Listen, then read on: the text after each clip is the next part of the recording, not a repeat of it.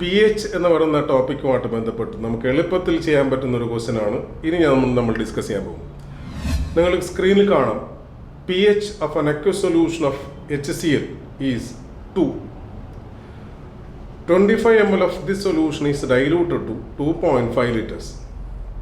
Calculate pH of the resultant solution. നമുക്ക് pH 2 ഉള്ള ഒരു സൊല്യൂഷൻ നമുക്ക് തന്നിരിക്കുന്നു. അതിൻ്റെ 25 ml നമ്മൾ എടുത്തിട്ട് 2.5 ലിറ്റർ ആയിട്ട് നമ്മൾ അതിനെ ഡൈലൂട്ട് ചെയ്തു. അപ്പോൾ ഡൈലൂട്ട് ചെയ്യുമ്പോൾ കിട്ടുന്ന സൊല്യൂഷൻ്റെ pH അതാണ് നമുക്ക് കണ്ടുപിടിക്കേണ്ടത്. അത് നമുക്ക് വളരെ എളുപ്പത്തിൽ ഈ ക്വസ്റ്റ്യൻ ആൻസർ ചെയ്യാം.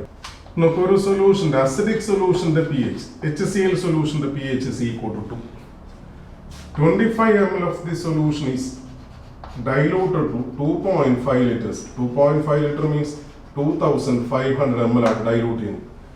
ഈ കിട്ടുന്ന ഈ സൊല്യൂഷൻ്റെ pH ആണ് കണ്ടുപിടിക്കേണ്ടത്.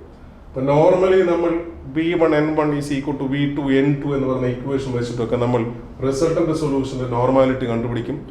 എന്നിട്ടാണ് നമ്മൾ pH കണ്ടുപിടിക്കും. ഇവിടെ അതിൻ്റെ ആവശ്യമില്ല, നമുക്ക് വളരെ എളുപ്പത്തിൽ ചെയ്യാം. നമുക്ക് ഈ ഫൈനൽ വോളിയം 2500 നമ്മൾ ഡൈലൂട്ട് ചെയ്യാൻ വേണ്ടി എടുത്ത വോളിയം ഇനീഷ്യൽ വോളിയം 25 ഇതുകൊണ്ട് ഡിവൈഡ് ചെയ്യുമ്പോൾ നമുക്ക് 100 എന്ന് പറഞ്ഞാൽ നമ്മൾ ഈ സൊല്യൂഷനെ 100 ടൈംസ് നമ്മൾ ഡൈലൂട്ട് ചെയ്യും. The solution is diluted by 100 times. 100 times means 10 raised to 2 times. അപ്പോൾ ഒരു സൊല്യൂഷനെ നമ്മൾ 10 raised to 2 ടൈംസ് ഡൈലൂട്ട് ചെയ്യും. 10 raised to 2 ടൈംസ് ഡൈലൂട്ട് ചെയ്താൽ കിട്ടുന്ന സൊല്യൂഷന്റെ pH is equal to resultant സൊല്യൂഷന്റെ pH is equal to നമുക്ക് ഒറിജിനൽ സൊല്യൂഷന്റെ pH 2 പ്ലസ് ഈ 10ന്റെ power 2 that is equal to 4 ആണ് ഈ ക്വസ്റ്റ്യൻ്റെ ആൻസർ.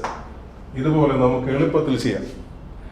നമ്മൾ ജനറൽ ആയിട്ട് പറയുവാണെങ്കിൽ if A solution having pH is equal to x, pH x ഉള്ള ഒരു acidic solution it is diluted